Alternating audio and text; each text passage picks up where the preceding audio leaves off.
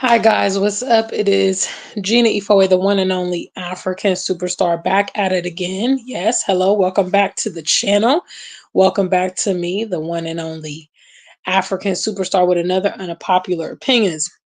In lieu of everything going on with the recent election and things like that, I've decided that it's a really good time for me to discuss this. I have been living abroad now for 7 good years. Amazing, right?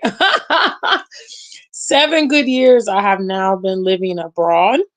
I started my journey of living abroad by moving to the UK in 2017. And I continue that to this day by living in Ghana, although I'm currently in the UK for a show.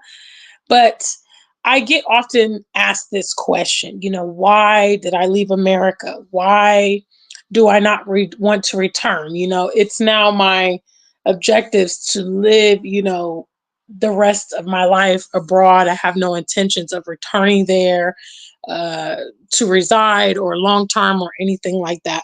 And so I want to talk about that today. Big shout out to the African Superstar family. If you're in the building, you know what to do. Hello. Please do the needful. Make sure you like the stream. You support the stream. You are part of our conversation, so on and so forth. Yes. Hi, guys. It is the one and only African Superstar. So today's title is My Truth. Okay. My truth. Everybody wants to talk about their truth, right? Huh? The LGBT wants to talk about their truth, and you know, celebrities want to talk about their truth and whatever. So the African superstar is going to talk about her truth today. What's up, Jennifer Edie, the first in the chat room? Please do the needful when you come in, be on code, because 2025, I'm grooming you guys. 2025, we're not playing with engagement in the chat room. So, like I mentioned, I moved abroad in 2017. I grew up in Columbus, Ohio. Shout outs to any Buckeyes in the building. Shout outs to any Ohioans. Yes, I know I do have some of my university classmates from University of Cincinnati. I have some of my classmates from high school that watch this channel. And much love to you guys when you see the playback. Yes. Um, so the truth is, growing up in the U.S., I never really liked it. I think the racial construct began to really impose itself on me at a very young age. And unlike many of my peers, I could never accept it. I could never just adjust to it. I felt that it was wrong. And I didn't understand why it was allowed. And I didn't understand, why actually my peers had also gotten comfortable with it. Because, anytime that I faced stereotypes or anytime that I was spoken to in a condescending or joking manner, or anytime I was undermined or manipulated in some settings, I would be infuriated. Big shout outs to Myrtle. Thank you so much. Much love from St. Kitts. We international in this channel. Big shout outs to the family. And so, I have never actually lost that. I have never lost that incensing, infuriating anger that I feel when others decide that they want to impose their racism upon me. And out of my many world travels, I started out in the US again. I just never liked it. I went to a predominantly white school growing up, a private school, and I started to see a bit of the remnants there. And then as I grew, became a professional and all those things, I saw more and more. And I never liked it in the setting in America. But then as I began to travel and venture into the world, I became aware that yes, some places racism is a factor, but I have never encountered it in the context that I have in the US. I mean, immediately when you enter the country, for instance, you're traveling in from abroad, you meet passport control, you meet TSA, they're immediately, profiling you. They are coming with their stereotypes. I'll never forget a flight that I came from Ghana to the US, and we arrived in New Jersey. And the passport agent that was there when we got off the plane, they were like, "Get your passports out. Get your passports out. Do you guys understand English?" And I was like, wow, like this is, and I mean, a lot of international travelers have written blogs about, when they go to the US, their first impression, their first interactions. The racism is seeping out of the crevices.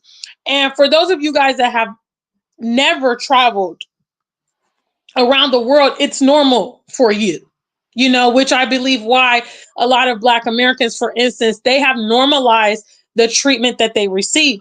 But I got into the mind frame that racism was not compulsory. And I decided that no, I'm not going to because it's such an infuriating part of my life. I am not going to live in an environment where I have to endure this, And so I would definitely say the racial construct is one of the most prominent reasons that I decided to leave the US. And unlike some of you guys who are now frustrated because, your President Trump is back again, and obviously, you know what that means. You know what kind of energy he brings to the table and the kind of people that follow him and the kind of people that patronize him. You obviously realize what this means to our people. It means that they are going to feel a lot more comfortable and empowered and emboldened to express what is already there. Now, some of you guys will try to debate, oh no, everybody's not bad. There's good people in every race, Gina. But I would like to assert that they are inherently racist. Okay, that means they're born with it. All right, that means that they come onto the scene with it. And I'm only coming to that conclusion based off of my interactions with them and historical accounts. I mean, there is no way that you can try to excuse it away and give it any other explanation except that they are inherently racist. So that means it is within them.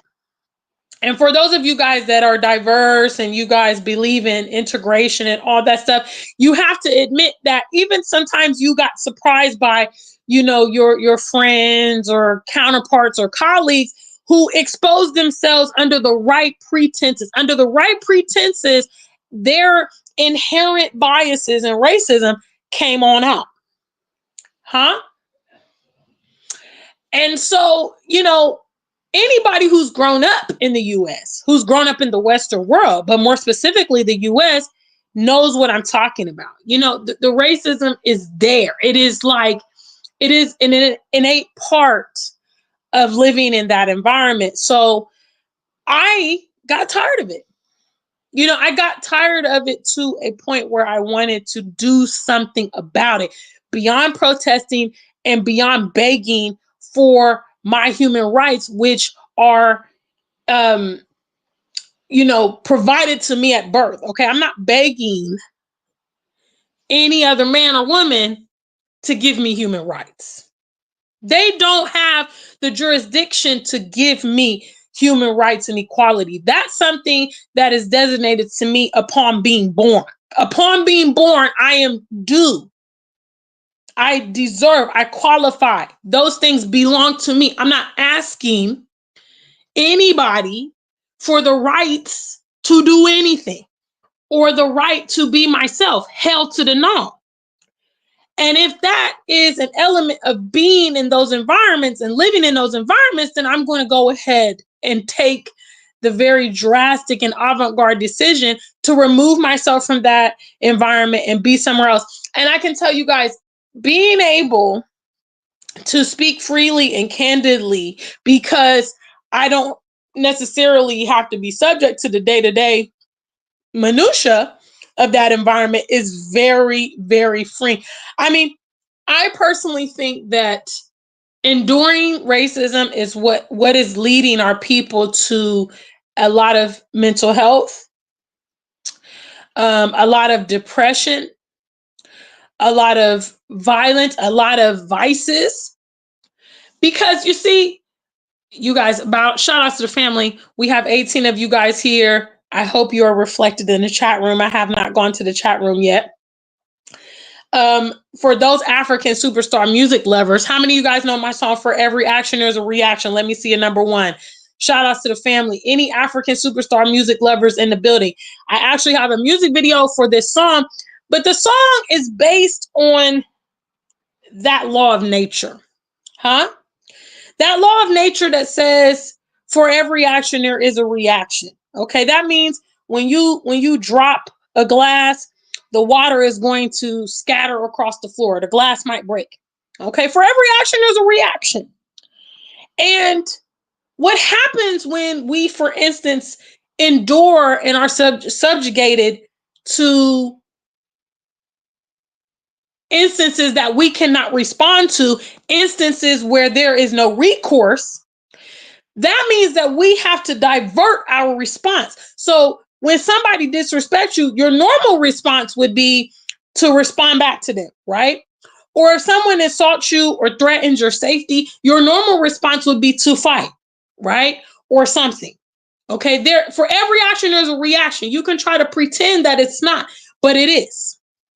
So what happens is because you are not able to respond to that situation the way that you should, and the way that you want to, and the way that your emotions are guiding you, and the way that is fair, you start channeling your response to something else.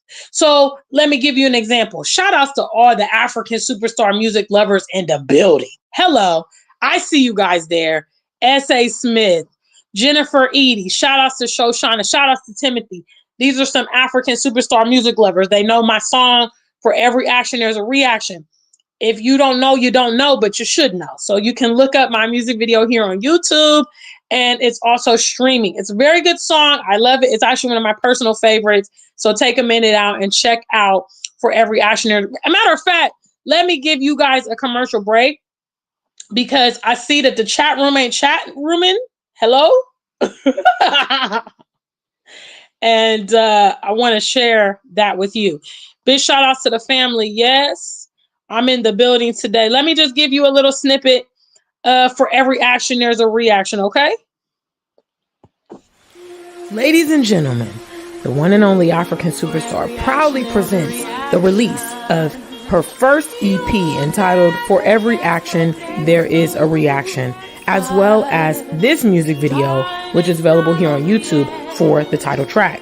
The track is also available for streaming on all download platforms, and the EP is exclusively available for purchase at bandcamp.com.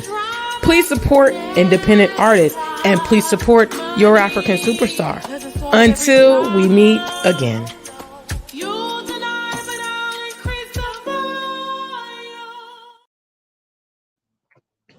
Shout outs to all the African superstar music lovers in the building. Yes.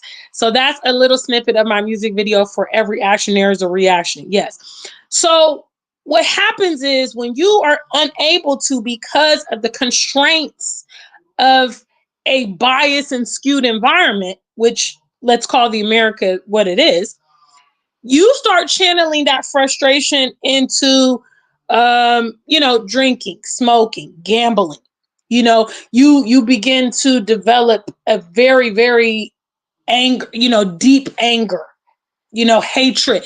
Maybe you start abusing family members or taking it out on your kids because you're not able to direct that where it needs to go. And it starts turning into unhealthy habits.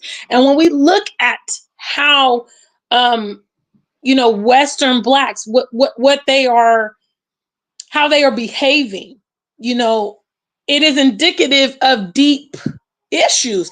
And we can say, one of the buzzwords currently is trauma. Everybody is traumatized. Everybody's been through trauma and all of that. That's one of the buzzwords. We don't talk about the trauma that comes from being in these environments. We don't talk about the trauma that we have to face on a day-to-day basis in our workplaces. Hello. With these crazy people, with these, excuse my language, bitches, the Black ladies know who I'm talking about. Yes. Giving us hell and hostility and anxiety and all this stuff in the workplace.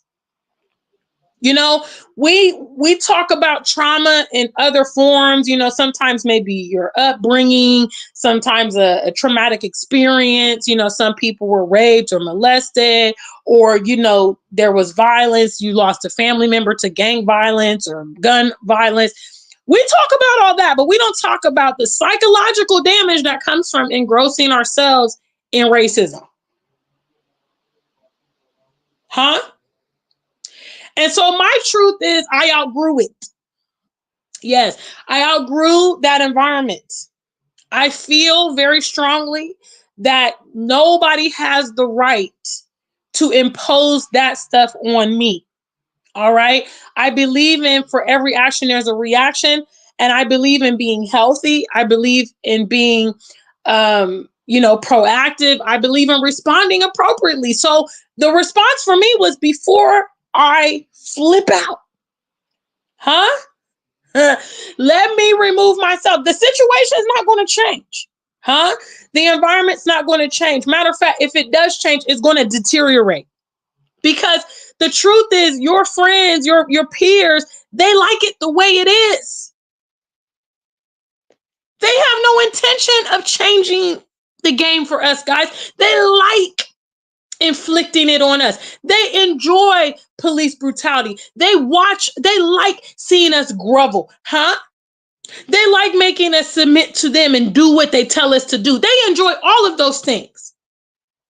All right. They like systematic racism. They enjoy capitalizing on our people. They have no intention of changing that construct. So what does that mean? That means that if you're in that environment, you have two options. Huh? If you are in that environment, you have two options, ladies and gentlemen. Let me just make it plain to you, because I'm going to make it plain to you the way our parents never made it plain, the way our pastors never made it plain, the way our peers, the people we go to for advice. You got two options, because where you live, it is what it is. You're living in England. You don't like the system. You don't like the construct. It is what it is. You have two options, friends. You're going to take it or you're going to leave it. That's all you got. Okay? Don't let them fool with you and play with you and make you think that you actually have recourse in their environments. Don't let them make you think that you do, because you do not. There's a very well-known parable, right? It says you cannot dismantle the master's house with his own tools. Hello? Hello? Do you know one of the biggest tools of the master's house in America? The judicial system. Huh? The right for a peaceful protest. Freedom of speech. Hello? Some of you guys have even tried to exercise your constitutional rights and seen that, oh, wait a minute. It's not working. This doesn't work. Because you cannot use, hello, you cannot use the master's tools to dismantle the house. You can't use politics, guys. I hate to tell you. You cannot use politics. The game is rigged. You can't use that. All right. The truth that we don't want to hear is that we have to take it or leave it in that environment. All right. Our people should have exercised the option to leave it a long time ago. It's the one option that we don't want to do. All right. We refuse to do for ourselves. We refuse to take up our own causes. We're always trying to integrate a third party to solve our problems. Today I had the most ridiculous day. Okay. I mean, I had problem after problem after problem this morning. And I thought to myself, I said, you know what? This is why Jesus is so popular. This is why politics is so popular. Because people don't want to take on their situations. Hello, I just got to tell you, I'm being unpopular opinion today. People don't want to take on the fullness of their life and the problems they're in. And they also don't want to take on the fullness of solving those problems. So they want to bypass it through a third party, huh? You know, we live a certain type of way in the Western world. A lot of things are inflicted upon us. We don't want to take the brunt of those things. We don't want to take that responsibility on ourselves. So we're going to say, okay, well, when our party gets into power, things are going to get better. Okay, when Jesus comes back, when that rapture happens, and when the trumpet blows, everything's going to work out. But the truth is, your life is a product of the decisions that you make. That's why right now somebody's under the bridge and somebody's in the mansion home. Okay, somebody's pedaling a bike while they're passing someone in a Jaguar car on the road. That's why somebody started at the bottom and now they're here, because it has to do with you and what you're going to do. And if we look at the situation of where, our existence in the Western world, it is what it is, guys. Don't get me wrong. I know that there are comforts associated. Okay. First of all, shout outs to my African travelers. I see my girl Stacy in here. The reality is coming to the continent. It's a transition. It's difficult. It's not for everyone. Some of those normal conveniences that you need or that you have become accustomed to, they are not there. They're not operable the same way, whatever, right? So you have to pick your poison in that respect. I have decided, as I catalog what's important to me, freedom for me is the paramount thing. I can't have it in the Western world. I cannot simultaneously be myself and do what I want to do. I can't. Even rich and prominent Black people don't have freedom. Don't have freedom of speech, don't have freedom over their likeness, don't have freedom of their art. Because there's always a string attached. That's the reality, guys. That's just the reality. And these are the hard, difficult conversations that, hey, our family never had. Some of us are the product of migrants, in the Western world. So obviously they couldn't pass on knowledge to us they didn't know. They didn't grow up there. They may have migrated in their adulthood, teenage years, young adult years. They don't know how the system fully works. We grew up, was born there, went through the system. So we have more of an understanding of how it works. But I think it's very clear now, guys, that in order for you to get attain to certain accolades and levels in life, there's a trade-off. You got to do something.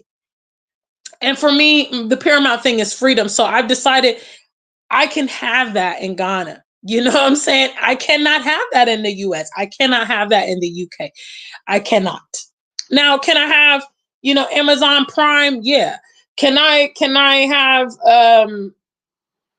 maybe a consistent income from my slavery job? Absolutely. But I'm going to have to figure things out because I prioritize that freedom in the location where the freedom is available. But I cannot try to excuse away the racism.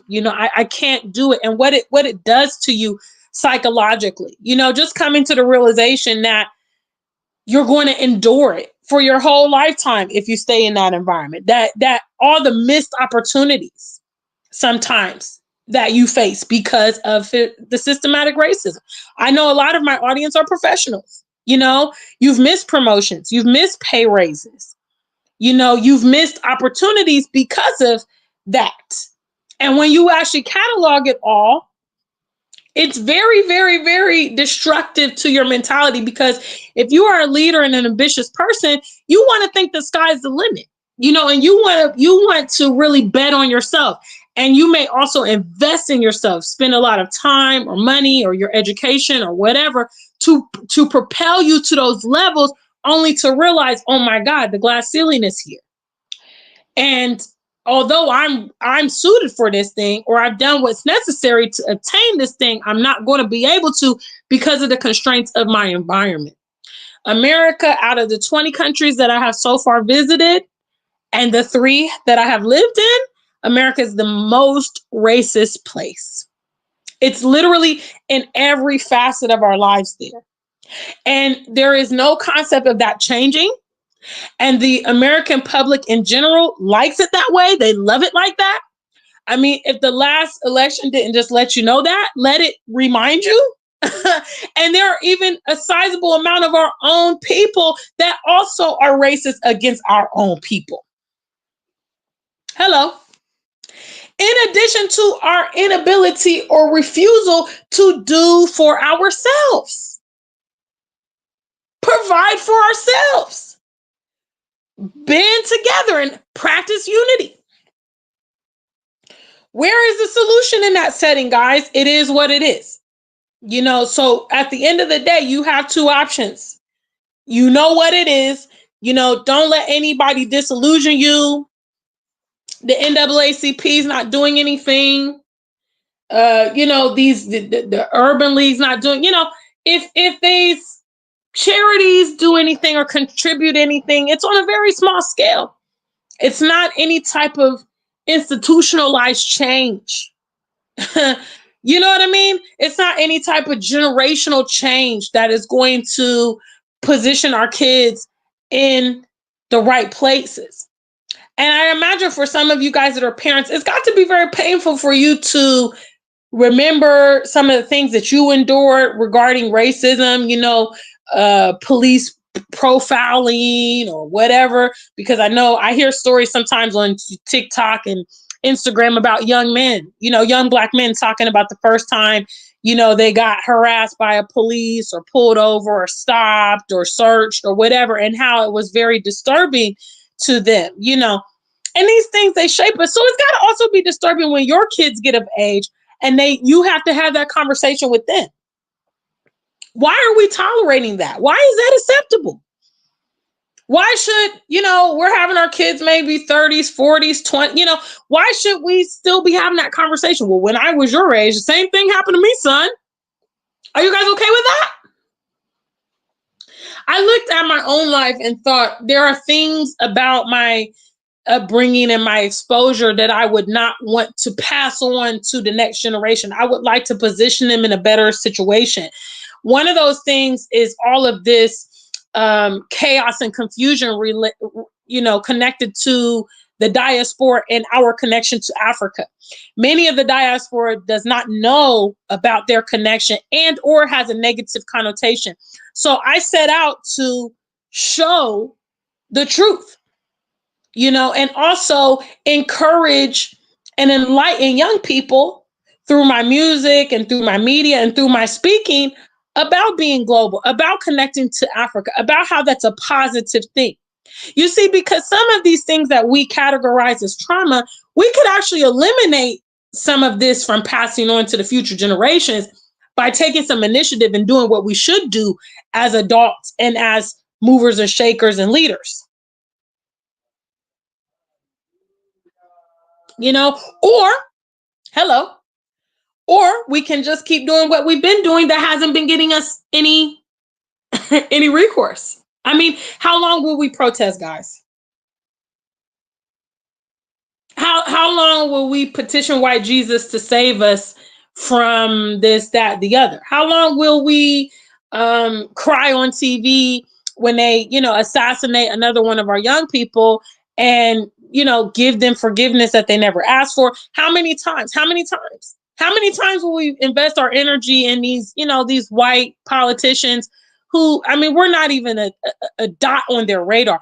How long will we keep on extending all of this energy, getting nothing in return, and that being the deadly cycle? Like, don't you guys want results by now? Like, don't you want some recourse by now? Don't you want to stop feeling sick, being depressed, being unhappy?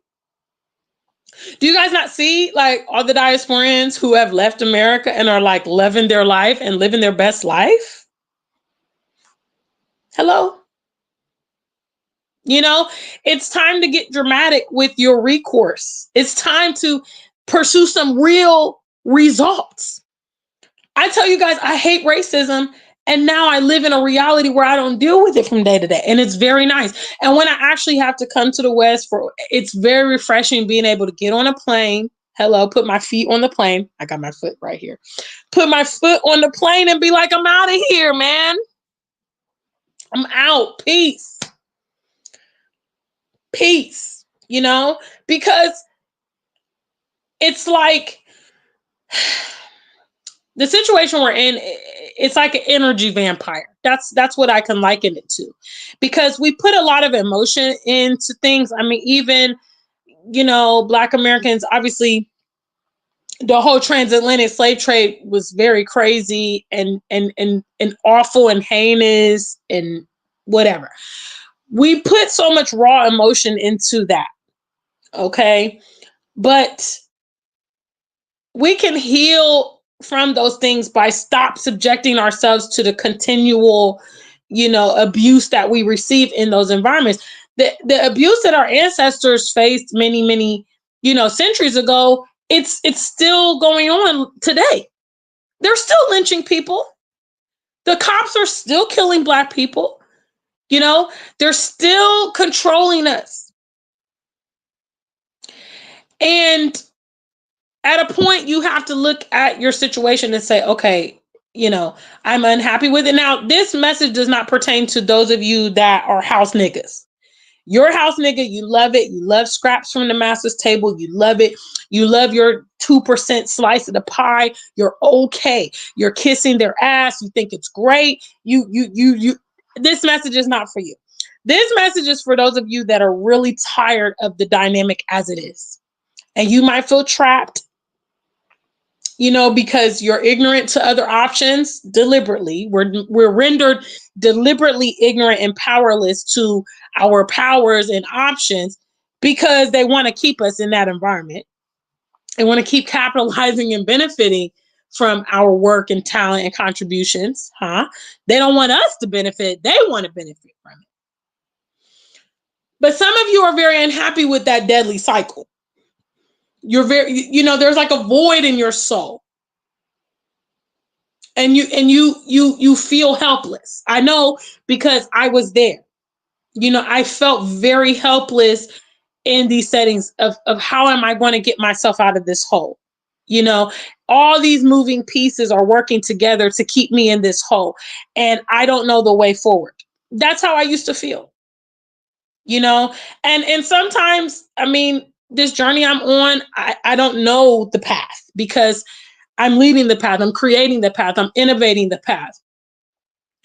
But I feel a lot more hopeful about the outcome of my future because I'm taking it on.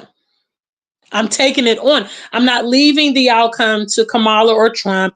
I'm not leaving the outcome to white Jesus. I'm not leaving the outcome to karma or hopes. No, I'm leaving the outcome to me. What do I want? And how am I going to pursue it? And what's the blueprint to actually obtain it? And what do I need to achieve that? That's how I get things accomplished, guys. It's not by osmosis. And it's really, really a challenging thought, because we are literally groomed from from the floor up to always seek validation, to always seek approval, to always run our ideas through someone, or, this ethereal third party business, when really it's just you and the destination. It's just you and the destination. Some of you guys are even deliberating about coming to Africa. You're scared. Okay. You don't know what it's like. You don't know what you're going to find. And you spent countless hours fantasizing and brainstorming and all this stuff, when at the end of the day, you just need to hop on the plane, fam. You just need to hop on the plane. That's how you're going to quell the mystery and the curiosity and the ignorance. That's how you're going to quell it. You're never going to quell it until you do that. Until you actually solve it for yourself, give yourself a personal experience as a benchmark. That's it. Big shout out to the African Superstar family. We have 28 of you here. I'm getting ready to start in the chat room, so please be on code. You don't know the code. The code is come in the room. Greet everybody. Greet me in the chat room. Make sure you're an active part of our conversation. My truth is that America is too racist for me. And I decided I want to be somewhere else where I don't have to be subject to that. And it's not, when you make a decision like this, you're not making this decision in the absence of problems in the other destination. Okay. Because you're going to encounter problems in your new destination. Duh. No place is perfect. I reckon if heaven was real and heaven exists, maybe heaven would be. But any place on earth comes with problems. Hello. You know, and it's just a bottom line of you picking your poison, basically. You know, in Ghana, I can deal with doom sore, light out. Okay. I can deal with the rough roads. I can deal with the cultural differences. You know, I can deal with the new food and, you know, I can deal with all that stuff. I'm happy to deal with all that. Okay. I'm not happy to deal with what goes on in America. I'm not happy to deal with Karen. All right. I'm not happy to deal with Brad. I'm not happy to deal with police rate, you know, hashtags. And I'm not happy to deal with all that. Okay. I'm not happy to deal with MAGA. I don't want to deal with MAGA. I grew up in Ohio, okay? Them country bumpkins are literally like right outside the city limits. They are about to start tearing the club up. If you think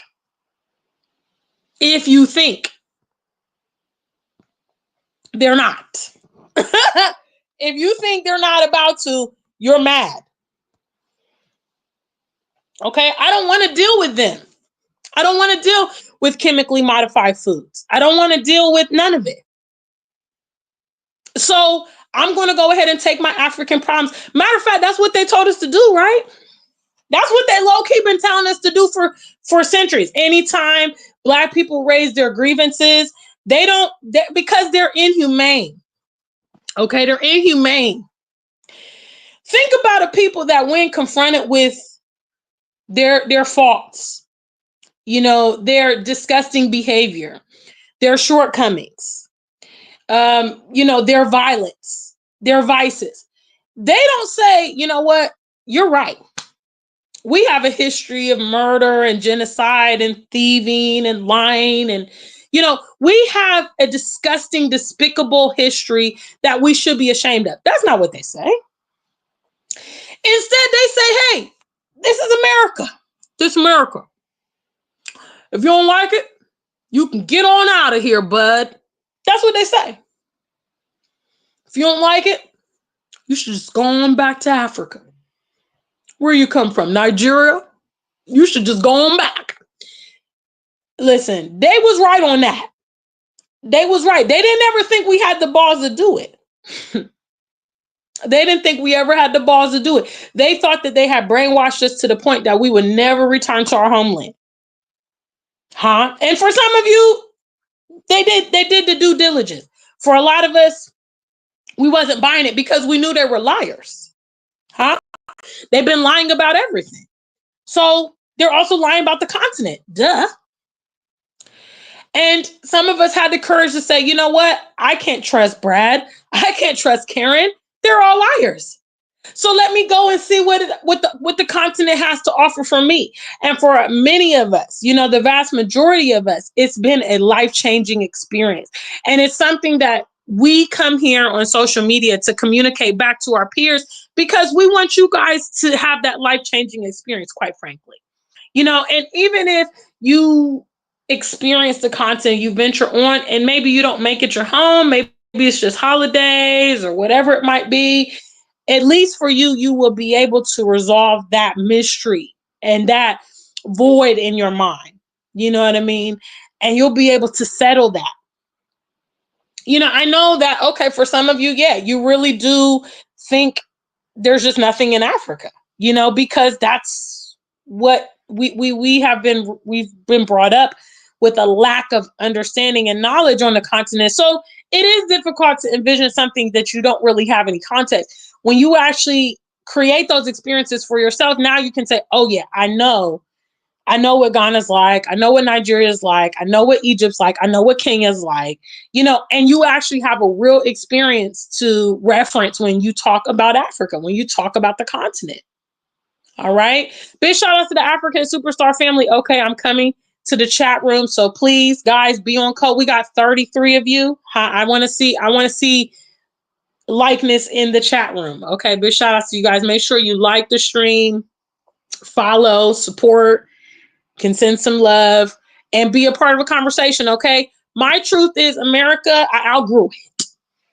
They told me to go back to Africa. That's what I did, and I love it. My life is awesome. You know, it's awesome. I do not regret my 7 years abroad. Hello, I cannot wait to celebrate the 10 years. I'm pushing. I think I might just do a big bash in Ghana. So you guys get ready. You guys can come and celebrate with me my 10 years abroad party. Huh? Yes, because y'all know I like a good party. I like a good party. Hello. So yes, we're working towards that 10 years abroad family. But yes, I do not regret.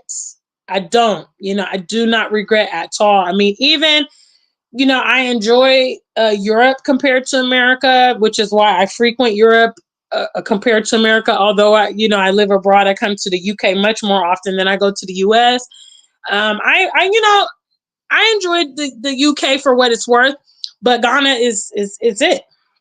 It's top. There's just nothing that you can compare to, that whole minority dynamic. When you go from not being a minority and you go to just being part of the majority, hello, and other people are the foreigners. Hey, it's a really great thing.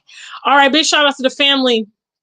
Jennifer Edie is in the building. Shout outs to Myrtle. I see you guys. Timothy. Shoshana says, we don't even realize the things we accept until we don't have to anymore. Absolutely. Great point, Shoshana. When you're in that environment, it's your norm, which again, why I believe so many people just tolerate it. They just tolerate it and they just put up with it and they just think, well, this is how it is.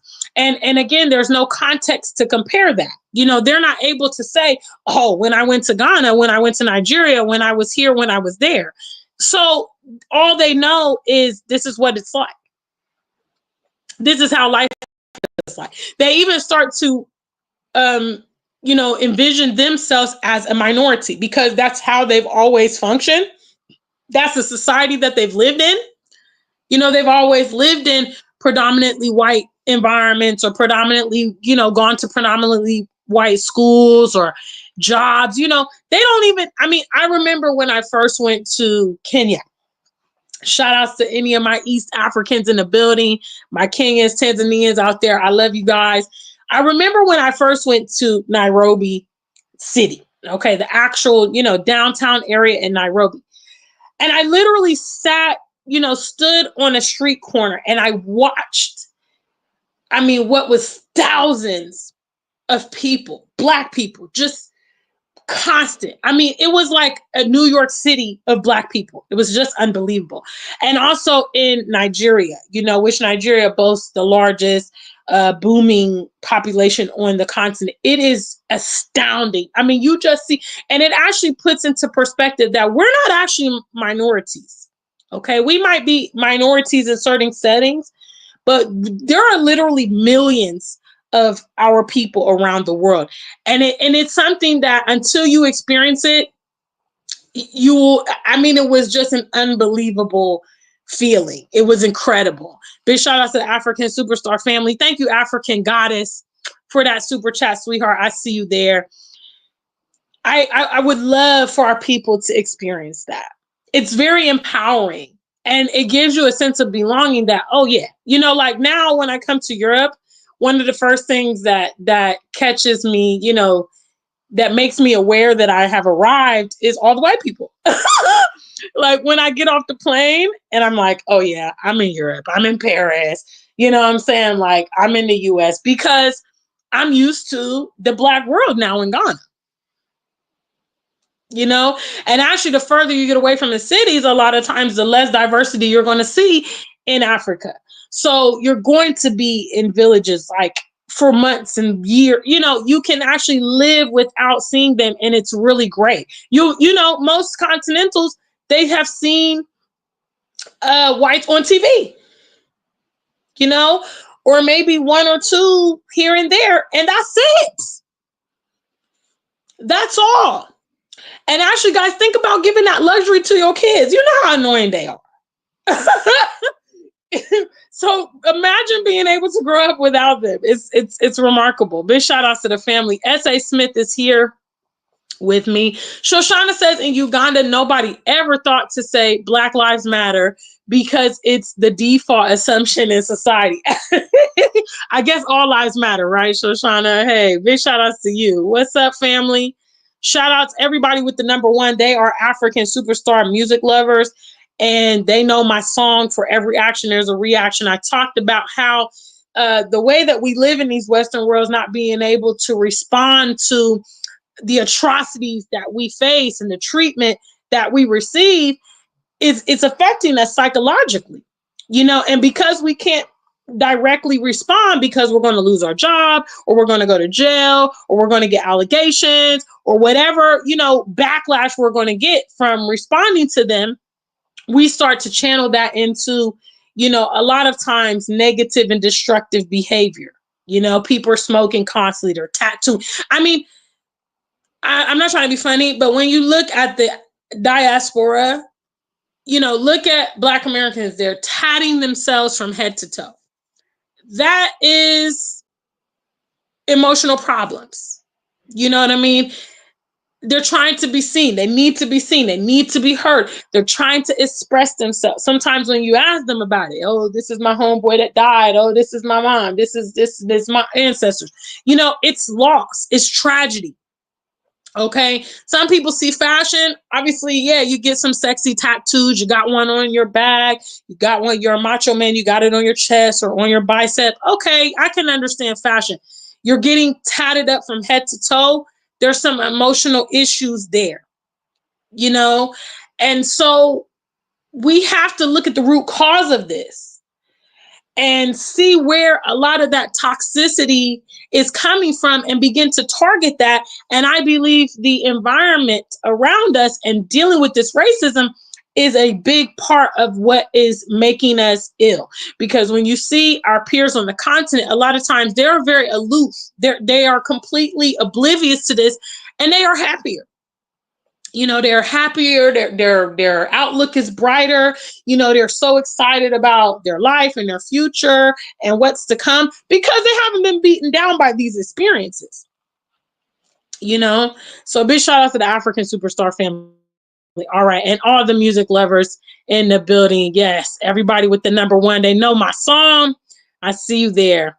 S.A. Smith says, bingo, we are trained and forced not to respond as we are supposed as normal human beings. Absolutely. I just talked about this. It's unnatural. Do you think it's natural if somebody spits on you that you don't smack the hell out of them? Do you think that's natural that you just, what did they teach you in the Bible? Turn the other cheek? Hell to the no. I'm going to slap you. I'm on that level now. I live in Africa. So listen. And even when I'm in town, I'm going to just warn you, I'm a loose cannon. Don't try it. Because I'm not subject to these things no more. See? So you want to act big and bad. But see, they can always tell who's control, like who's brainwashed and who's not. They can see it in your eyes. They can see that you're going for it or you're not going for it. So, I think their worst fear is us rising up one day and deciding we're not going to, we're no longer going to be on this, the way that we behave. We're going to start responding eye to eye with them. You know what I mean? All right, family. Yes. What's up? Stacy G is in the building. Stacy's talking about, obviously, the election results. She says, neither side has our best interest, period. Which I talked about yesterday. It's why you shouldn't be getting emotional. Because irrespective who took office, neither side is batting for you. You think they are, but that is called campaign tactics. Every 4 years, it's the same thing, guys. They get on the campaign trail. They make a lot of, commitments and promises. And, they have fiery speeches that get you fired up. And then they get in office and don't even deliver a fraction of these things. I remember one year, there was this politician who was going out of office, and basically their opponent had taken all the campaign promises from when they had got in office like 4 years ago, and then the track record, okay, and the parallel. And the person hadn't even achieved like a fourth of what they said they were going to do when they got in office. And this is not uncommon. So why do we fall for it? Is the question, you know? Big shout outs. What's up? What's up? S.A. Smith says majority of white men and women and Latino men voted for Trump. Well, I mean, as it stands, the majority of the country voted for Trump. You know, the majority of the country, which includes some of us. Some of us are under the guises that, okay, this was the better option. This is the person to go for. You know, that remains to be seen. But what I do know is that he gets the racist real hype and energetic. Huh? When they're saying make America great again, they're talking about go back to the old school where, you know, they have full reign and we didn't get any consideration. That's what they mean by make America great again. Okay. It's not an equal, you know, playing field and justice for all. That's not what it's about. It's about letting them do what they want to do without recourse and putting us in a box. That's what it's about. Big shout outs, family. Stacy says, however, we as Black people speak up and speak out for everyone else's plight except our own. Honey. But you know, Stacy, low key, that's the programming too. The programming is for us to always be broad with our love, you know, broad with our concern. We need to always include them and everything. But my thing is like, I don't understand, because I don't understand why our people don't expect anything back and don't want anything back. You know, it's kind of like if you've ever been in a one-sided relationship before. Shout outs to you guys. I know y'all, have y'all ever been in one-sided? Let me see number 2. I've been there, you know. But see, when it gets one-sided for me, I got to cut it off, because when I start seeing, okay, I'm the one who's texting, I'm the one who's calling, I'm the one who's saying, hey, do you want to hang out? You know, I'm the one who's saying, oh, I miss you, or I love you. And that person's not reciprocating. It's obvious to me, okay, this person is no longer actively in this situation. And I don't know why we don't demand that. I mean, is it the low self-esteem that makes us feel like we can't demand that? We can't demand that, hey, I got your back. You need to have mine too. I supported your cause. You need to support mine too. You know, I was there cheering you on. You need to back me up, because I don't get it, because I do. You know, my friends and people that I've dated, I require that you are an active part of my relationship. You know, reciprocal and mutual, period. Because nobody likes one-sided situations. You know, it's not meant to be. Again, going back to my song, for every action, there's a reaction. Okay. I push, you pull. Up, down, black, white, in, out, off, on. You see, there's a counterpart for every single thing. We could go on for hours and hours of, you know, the opposites. Okay. Because for every action, there's a reaction. Every single thing that goes on has a counterpart. All right. So it's unnatural. It's unnatural. It's unnatural to have one-sided relationships. It's unnatural. And that's why when people participate in one-sided relationships, they get upset, they get brokenhearted, they lose all their resources, they lose their time, they get frustrated, because it is unnatural. What is natural is the ebb and flow, right? The ebb and flow. You can even look at nature, and that demonstrates. Okay, you got the sun, you got the moon, you got the earth, you got the sea, you got hot, you got cold, you got mountains, you got valleys. Okay, for every action, there's a reaction. Don't let anybody sell you anything else. It's time to start evaluating your situations and looking at them and not being afraid, because when you do that inventory, all right, when you do that inventory, you start looking at your friendships. You start looking at your relationship. Maybe you start looking at your environment, you know, and you start realizing, oh my gosh, everybody's getting everything out of me and I'm not getting anything in return. When you start making that decision, it's hard, because to scale back, and sometimes you really love it. I know some of you guys really love America. It's your home. You know, you grew up there, your friends are there, your family's there, and you just like, okay, you really want it to work out there. Most of us, we all wanted our lives to work out there. That was our game plan. But when the world start pushing up against us and not allowing us to, move forward as necessary, we had to start figuring it out. I demand the command to be respected. I'm nobody's bitch, and I'm not going to let you. Imagine some peon talking down to me. Imagine. It's unnatural. You know what Cisco say? It is so natural. Yeah, it's unnatural. Okay, like it doesn't make sense. And that evaluation is difficult, but it's necessary. I mean, unless you just want to keep wasting your resources. You want everybody to benefit off you, and you have nothing to show for it. It's unnatural, guys. Big shout outs to the family. Strong Mermaid says we must demand our own education, hospitals, like the Jews do, our own police, everything. It's going to be hard, though, strong Mermaid, to have it in that setting. That's the truth, because that has been attempted in the past. We have tried to, live in our communities and have our economic, meccas and these kind of things, and they destroy it. They burn it up. They fill in our communities with water, turn them into man-made lakes. They took the interstates and they ran them through Black communities.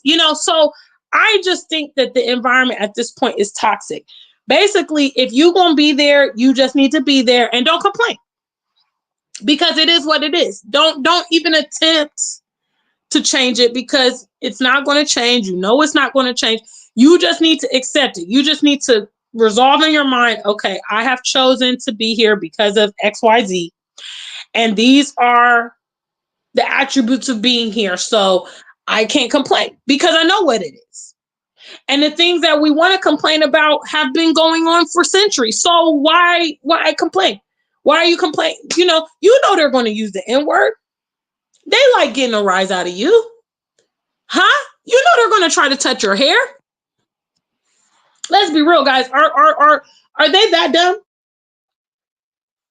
How come they don't ask to touch the Latinos' hair, or the Asians' hair, or the Jewish curly hair?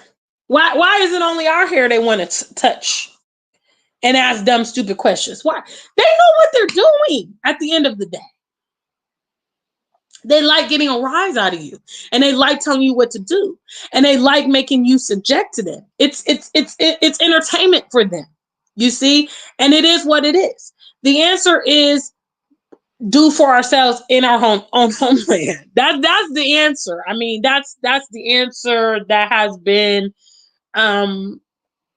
proposed now, also for centuries. The what we don't want to do, what we refuse to do.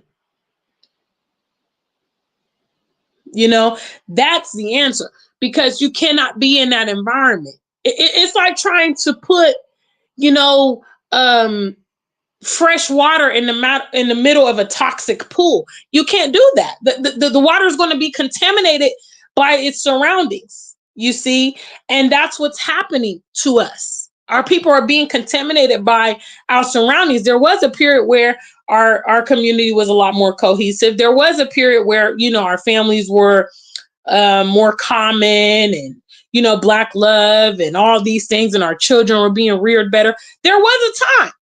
But now, due to the toxic surroundings, the toxic surroundings are penetrating into our community, because you can't sit in water and not be wet. So, me personally, I believe that the answer, I firmly believe in, obviously, the direction that I've taken up, which is, I need to be out of that environment. And I would say that for me, it has been the right thing. I'm healthier, I'm happier, my mental state is better, and I'm much more creative and productive. and it's great to not deal with unnecessary pressure from a day-to-day basis. All right, all right, all right. Big shout outs to the family. Stacy says Democrats want to go for far progressive interests only for illegal immigrants and LGBTQ. Republicans are not going for that because it doesn't serve them. Blacks are never going to be included. Facts. Big shout outs to the family. Strong Mermaid says we need our own stuff. It's a fact. S.A. Smith says the way we depend on Jesus to be the one who would deliver us is downright scary. And I had that mindset before. You're not the only one, S.A. Smith. I mean, when we get born, there should be like a mantra of Black power, Pan-Africanism, marrying our community, keep the wealth in. But instead, they put that white Jesus in there. Okay. Instead of Malcolm X, they put that white Jesus in there. Okay. And they instill this hope in, this third party who to date ain't showed up on the behalf of our people. I mean, I know some of you guys are religious and I know some of you guys want to be believers, but if we want to get down to it, again, another situation where we're pouring our resources into the church, pouring our time into the church. Okay. Where are the results? We see that we see these super pastors with private jets and mansion homes, luxury lives and designer clothes. Where is the outreach? Yeah, they give backpacks to the kids every, school season. Yeah, they do pastoral appreciation. Where's the transformative change that needs to come? Where's the mentoring of the young people? Where's the, message of generational wealth and keeping our families cohesive and loving each other? Where's their response to the gender war? What are they doing proactively? They're not doing anything. The churches in Africa, what are they doing? They're getting lots of money. Okay, are they developing? Are they even developing the communities around them? Are they building schools? Are they building apartment buildings? Are they doing anything? Are they creating business? Are they developing farms? They're getting a lot of income into these churches, and we can't see the work. So look at your life, guys, and start assessing. Are you giving? Where are you? Can you recoup anything that you are putting your time in? That's what you need to ask yourself. Are you getting anything back? Are you getting anything back besides a good feeling? I'm sure if you went to the Kamala rallies or the Trump rallies, you got a good fuzzy feeling. I'm sure they was playing good music and they might have had some food in there and they made you guys feel all energetic. And okay, what else did you get besides a feeling? You probably got a good feeling when Biden was going in. You probably got a good feeling when Obama was going in. You probably had a good feeling when Clinton and Bush was going in. What else did you get? Thank you, Stacey G, for that super chat. Appreciate you, honey. What else did you get? Got that good feeling when you went to the church. Huh? What else? You've been going to church 20 years. Have your prayers been answered? Y'all see it's cold here. See, I'm suffering. UK, suffering. What are you getting in return? Those friends of yours. Huh? That man or woman of yours. That job that consumes all of your time. The country where you live. What are you getting out? Because ask yourself the questions, really, guys. I feel that I should be getting something out of what I'm putting in. Okay, now none of us go to work for free, right? You're not ready to go put in all those hours at the workplace for free, right? They don't got your check on payday, head's gonna roll, right? But in other aspects of your life, you're giving away your talent, you're giving away your treasure, you're giving away your time, and you're not being compensated for it at all. And it's crazy. Or the compensation don't match. That too. Huh? It's time for an evaluation. Big shout outs to the family. What's up, Wildflower? Thank you so much. And thank you so much for spelling my name correctly. Hello, guys. This is how you spell my name. For those of you guys that don't know, it's Jena. So thank you, Wildfire, for doing that for me, sweetheart. I really appreciate that. She says, in the West, it's all about convenience. In Africa, a lot of inconvenience, but I rather deal with that than the constant anti-blackness in the West. She said it all. I'm with her.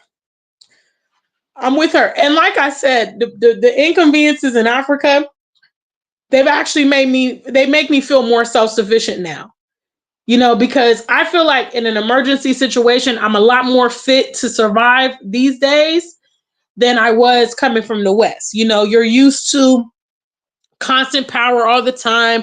You're used to water flowing all the time. You're used to food from a grocery store. You're used to Uber. You're used to the train. You're used to this and that. Amazon Prime, order it today, get it tomorrow by noon. You're used to all of that. And the truth is, a lot of those conveniences, it cripples you. You lose the skills and self-sufficiency to take care of yourself because you're always utilizing these things. And yes, they're nice and they're comfortable and all of that, but it kind of maims you a bit. And so I feel like now being in Africa, I have learned how to survive more and utilize more of my skills to do that. And it's a good feeling. But also, above all, not dealing with the racial piece, you cannot put a price on that. And I never thought I could alleviate it. Obviously, growing up and being born and raised in America, I remember sitting in my office when I worked at JP Morgan and just thinking to myself, this is my life. At that time I was in my early 20s.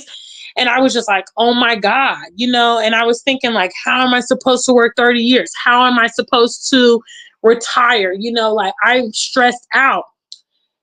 And that was then, and I'm so happy that I found a very avant-garde way to answer that and solve that problem, and I can take the West in doses, come visit family, travel, go to events. It's fine. It's okay. Shout out to the family. Oh, do I want to show y'all my new British passport? Huh? What? Your girl is international. Hello. That's what I came here to do. My new British passport's in. Huh? Look at that. Look at that. United Kingdom of Great Britain and Northern Ireland. Hey! Do you have multiple citizenships? You should. I promote any Black American. Get something popping. Get something popping. Get that residency permit somewhere. Get that visa. Get something. Do something, bro. Have an option. Have an option. Much love to the family. Alcorn family, I see you there. Thank you so much for that super chat. I'm moving through these comments today. Much love to the family. My truth is I outgrew the racism in America. And I love living in Africa. That's my truth. Everybody want to talk their truth. Some people have normalized racism to the point where they're just like, yeah, I know, I'm tired of the racism. I've talked to a lot of people and they're like, yeah, I'm tired of the racism, but then they start with their laundry list of why they can't leave and why they can't do that. I'm like, well, hey, I tell them all the time, I'm not a strong Black independent like y'all. See, I got a breaking point. All right. And I'm not like you. Cause see, when they diss me, I instantly get angry and usually want to fight. So I'm like, I don't need to go through this constant triggering. Because one day my suppression is not going to be on. You see what I'm saying? One day I'm going to be tired. One day I'm going to be fed up. Or one day I'm just going to get so angry that I'm just going to react like the song says. You're going to keep pushing my button until I activate. And, we know what happens when you do that too. After they push your buttons and you finally react, then you're the bad guy. You know what I'm saying? So, no. Big shout out to the family. Wildflower says, Black people, we are bad self-preservation and our survival skills are lacking. Very true. And it's all like I believe it's all strategic. Make the people fat, make the people out of shape, make the people not critical thinkers, make the people dependent You know, because I mean, let's be real. In a crisis situation, how long y'all give the American public to survive? Huh? Power goes out, water goes out, no Uber Eats, no internet. How long y'all give them?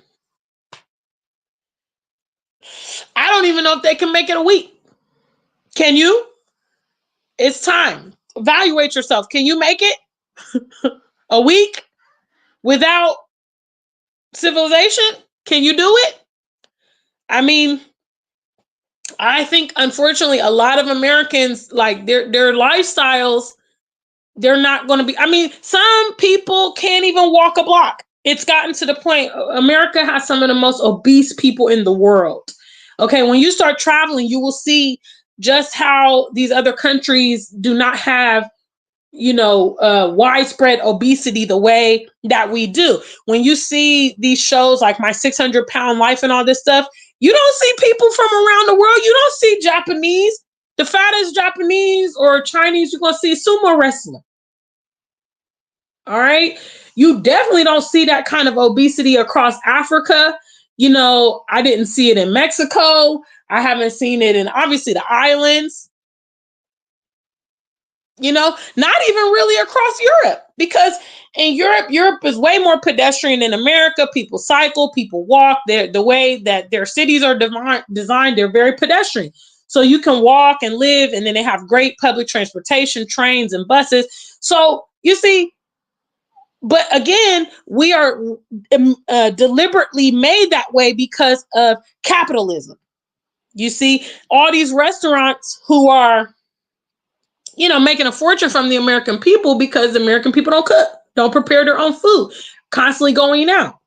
Some people order food every day. Ain't been in their kitchen since been pimping. How are you going to survive in a crisis? Again, COVID should have brought some of these things to the forefront. Oh my gosh. I'm really dependent on Amazon. I'm really dependent on this grocery service. I'm really dependent on, this, that, and the other. And I mean, obviously, convenience is a modern part of life. But my point is, when you are like morbidly dependent, like you cannot function without these things, that's a problem. And the truth is, I mean, in a crisis situation, a lot of people are going to just immediately die because they're not going to be fit to survive. And they're not going to have the wherewithal of what to do or figure out how to survive because they're so dependent on whatever is going on. Big shout outs to the family. All right. Big shout outs to Yermi. I see you there. Look, folks, if you want to see peace, go home to Albu Kalam. Hey.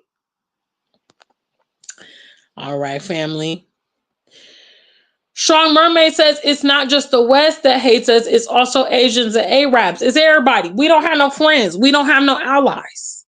They all hating. So again, another wake-up call. It behooves us to just go ahead and concentrate our effort on ourselves.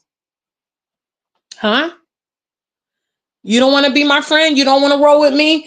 You don't want to look out? You don't got my back? I don't got yours either. Okay, I don't want to be with you. You don't want me to sit at your table with, back in high school. Can I sit at your lunch table? You had the lunch table with the cool kids, the football players, the cheerleaders. Nah, you can't sit at our table. You're not cool. I don't want to sit at your table. I don't want to sit at your table. Huh? What's so hard about us saying that? When they bring out their racist stuff and they don't like us, they don't like this, and what's so hard of us saying, well, I don't like you either. Or I don't care. Or I don't want to be, or they tell us to go to Africa, you be like, yeah, okay.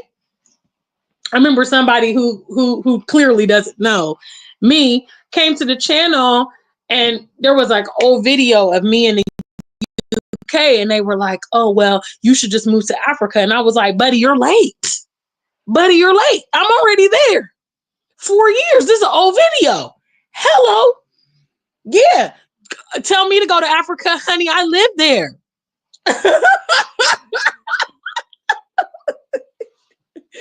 Big shout outs, family. Please take a minute out, like the stream.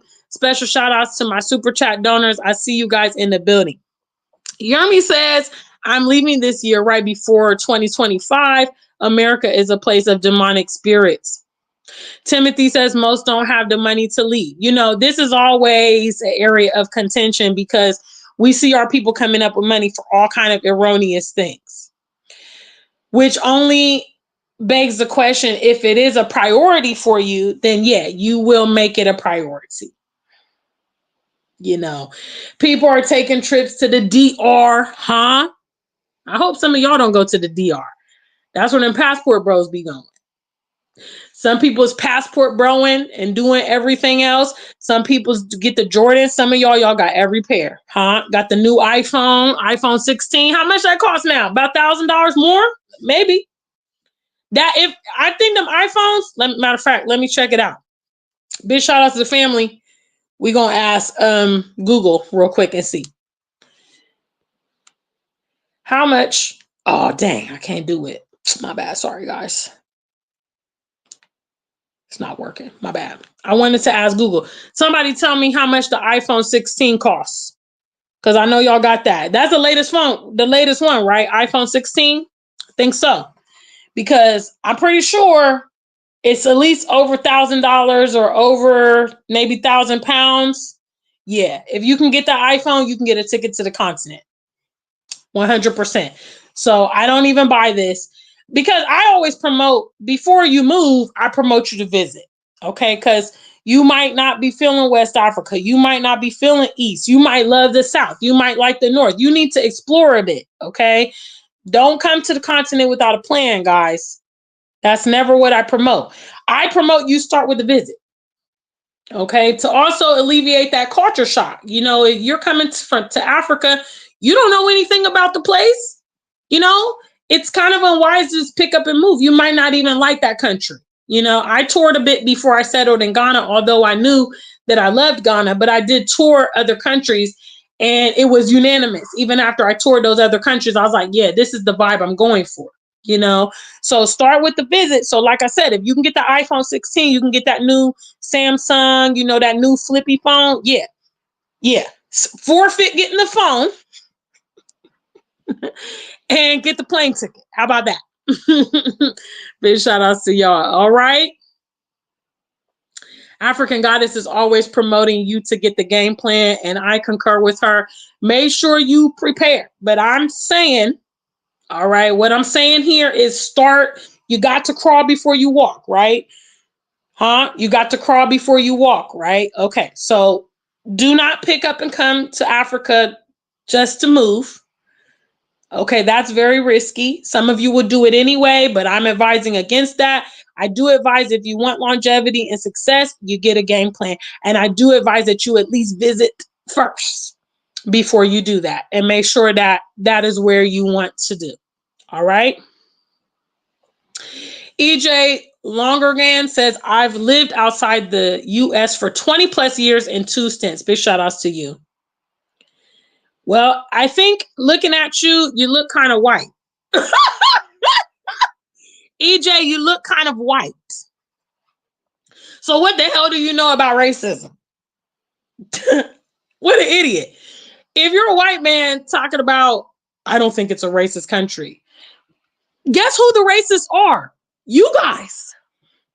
You guys are the racists. So, yeah, I guess you wouldn't see it. What an idiot. America is it is actually, to me, okay? You may have lived outside the US. I don't know how much you've traveled. I don't know if that encompasses that you've visited several countries. Hello? But yes, in my 20 plus countries, as a Black woman, America is the most racist place I have ever visited. Ever. Period. And out of the 3 countries that I have lived in, it is the most racist. And you're white.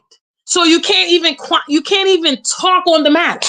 Like, and matter of fact, what brings you here today to my channel? What brings you here to my channel? Are you serious? Like, white people are just, you see the arrogance? This is why I tell you guys, What you see is what you get in America. You have white people that know the country is racist. They know what they do. They know how they treat other people. They know what happens if, oh, I'm going to call the cops on you. That's why they throw it out there. But they will come and boldly pretend, all right, that is not even a thing. We're making it all up. It's just a figment of our imagination. Guys, it's time to bounce on these fools. It's time. Aren't you just tired of dealing with it? Aren't you just tired of dealing with these clowns? Huh? These liars. Aren't you just sick of it? My God. What an idiot. Big shout outs to the family. Yermi, I feel you, sis. Growing up in Philly, I grew up knowing I'm Hebrew. I grew up knowing we would be on the bottom here and the time would come to go back home. Facts. Facts, 100%. All right. S.A. Smith says they are about to go buck wild because Trump's election gives them license to be as they are. This is what I've been saying. I mean, people, again, a lot of our people are delusional. They're like, no, African superstar, it's not going to happen. I'm like, all right. I mean, hey, you guys are there. You know better than me. My decades growing up in Ohio didn't teach me nothing. I'm crazy. But I'm going to go ahead and be crazy in Ghana, crazy and safe.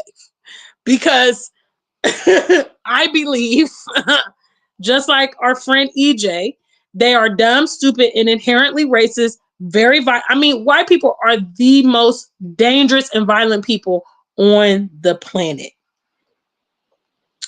Modern day and in the past. And I'm not trying to find out. I'm not trying to find out what they are capable of. Okay, because what they have already done, what they have already demonstrated, that we even know. I know that they are heinous. And that's with them even just trying to pretend a little bit to be civil. You know, when they have the license to kill, they have the license to just take off the mask. Whew, I wouldn't want to be that token black family in the cul-de-sac. I wouldn't want to be y'all. I wouldn't want to be some of y'all live out there in them red states. Y'all live out there in Idaho and Washington State and Montana. I want to find out what they're capable of, bro. I don't. I've seen enough to make the move. Big shout outs. What's up? What's up? African Goddess says, even if Trump had not got in, the West is collapsing. Anyone who does not belong to the majority is at risk. 100%. Brad and Karen are in Africa already. They've been here for a while, living the high life. Well, that's true. They're definitely there. But in a minority, maybe it's not as bad, but it's still not as bad as the West. I mean, living in their homeland, it's as risky as possible. You see what I'm saying? Big shout outs to the family. S.A. Smith says, so true. They stay in denial.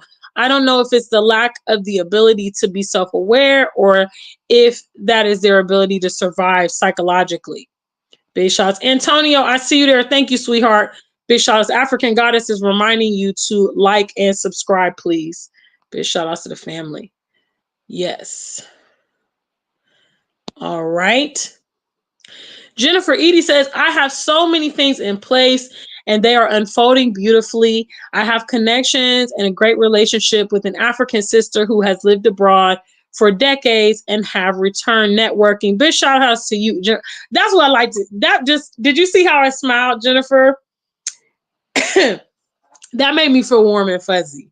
Much love to the family. That made me feel warm and fuzzy that things are working out for you and things are aligning for you. That is just so beautiful. Like, so beautiful. And I wish you luck, and not just you, but the others who are also making your exit plan. Don't make yourself have to be dealing with EJ. He's dumb. Did you see that? He's dumb. Aren't y'all tired of dealing with these dumb people? So dumb. So dumb. Much love to the family. What's up, Frank? Much love from Germany. Yes. Fitzroy. What's up, sweetheart? I see you there. Yes. All right, guys. I'm about to wrap up soon. I've been on here for a very long time. ATM International, what's up? What's up? What's up? All right. And special shout outs. I'm going to give a shout out, special shout outs to um, my super chat donors. We hope so, Aunt. But, unless they start practicing some self-preservation, they're going to get diluted. Okay, because the way we're going right now, I mean, we don't even have that concept of keeping it in the family. And just because we have big numbers right now doesn't mean that's going to continue. The only way to preserve that is if we are actually working to preserve that. And we can see from ancient populations and even not so ancient populations like the Native Americans, who populated the whole country and have been now reduced to a couple few reservations in America. It's very possible, they will, and they are bringing several different methods against our community, such as the LGBT, interracial dating, chemical warfare, bio warfare. They're using all these tools towards our population. And if we do not combat that strategically, then it will impact our numbers. I mean, certainly, the longevity of our people, even in these settings, is being impacted with health problems, the gun epidemic, high incarceration, all this stuff is already impacting us in various ways. So we have to consciously choose to exist in the future. It's not just going to be like a definitive, oh yeah, we're going to, we have to procreate with each other and keep creating our families and making that conscious choice, So Bishop, all right, let me move on. Let me move on. Big shout outs to the family. I'm trying to get through these comments. You guys have been very, very interactive lately, and I want to thank you for that. Thank you so much, guys. Wildflower says living in a hostile anti-Black environment negatively impacts our mental health and physical health. I 100% agree. And I can even attest from when I am in those environments, even for periodic visits, I can feel, I start to experience certain emotions. Like I said, today was an overwhelming day. I just had several things not go right. And it's just like, why? Why? And these kind of things, the thoughts and then the environment and then the weather and then the cost of living. I mean, it is overwhelming. So yes, I do agree. All right, let me move on. Big shout out to the family. All right. Fitzroy agrees that tattooing is so dysfunctional. I talked about how in America, a lot of our people are like tatting themselves from head to toe. They have face tattoos, they have neck tattoos. And I mean, I understand tattoos are fashionable. Some of you guys have them, but when you are excessively tattooing, that is an example of emotional dysfunction. Something is wrong. Something is wrong when you want to just cover your whole skin and all of this stuff with tattoos. Something is wrong. And that's another way people are expressing all this pain and trauma and unhappiness. This is how they are displaying it. All right. Big shout outs, guys. Yes. Sarah C says, I think most people are nervous because of the hostility we experienced the first time around. Charlottesville, January 9th. Big shout outs to the family. All right. James Ross, thanks to the family for answering that second trivia question. I see you guys. Yes. No, I have not seen it yet. I have been very busy today, so I wasn't on social media, but I probably will see it. Big shots, go taste and see. I see you. All right. Big shout outs. What's up? 6,365,000,365. Thank you so much. See, I got out of Dodge. That's the secret. I'm totally like unhinged these days. You know what I mean? I used to have to hold back. even when I was here in the UK, like, you know, because I was a working girl. I had a work job, I had a job, and they was watching my social media. That's why I ended up getting sacked, because I got sacked because of my YouTube channel. You know what I'm saying? But now that I'm free and I live on the continent, I'm just unhinged, bro. I'm just unhinged. What's up, family? Yes. All right, all right, all right, guys. Wow. A lot of support in the chat room today. Guys, I'm not going to be able to get all the comments. So big shout outs to those of you that came by and those of you that sent that super chat support. Thank you. Most of all. Yes, because it helps. It does help, especially while I'm in abroad. In Ghana, the word for abroad is abrochi or abro for short. So when I'm in abroad, hey, these super chats help because, woo, that currency exchange, boy, especially here in England, them pounds. Pounds is strong, y'all. I changed when I was at the airport. I changed about almost $500, and it came to 300 pounds, and I was like, wow. So big shout outs to those of you guys who sent a little bit of super chat love. Thank you so many. Listen, 6 trillion, you know, I don't know if you know, but this is my second platform. They took my first platform down, see?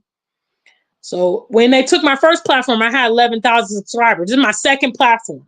And I believe in building my channels organically. So we're on our way back up. But yes, they did take my platform in 2021. So we've been building this new platform since then. But yes, I did have a bigger platform. I was breaking bread. Yes, yes, yes. All right, family. Okay, guys. I got to wrap it up. We had a lot of love in here. No, I got mine through family lineage. I got mine through family lineage. Yes. This is my shiny new British passport. Yes. That's why I'm in town, guys. I came to renew my passport. Hello. Your girl international. Yes. All right. All right. All right. All right. All right. All right. All right. Guys, I'm sorry. African goddess is surprised.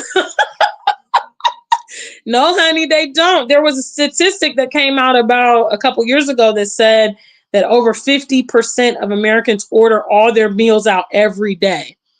So over half of them are ordering. It said they order all of their meals. And some of us are probably guilty. You know, I'm not going to lie. When I live abroad, I ordered in quite often, a couple times a week, maybe.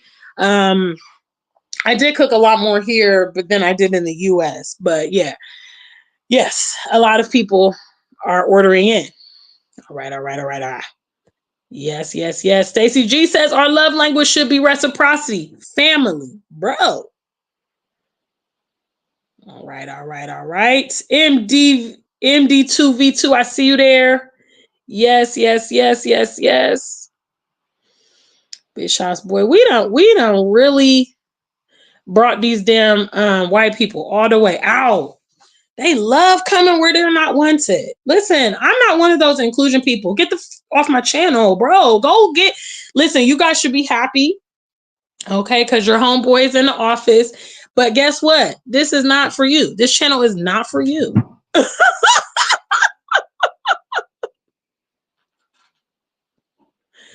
This is not for you. The channel's called African Superstar. What part of that is for the whites? What part of that is for the whites?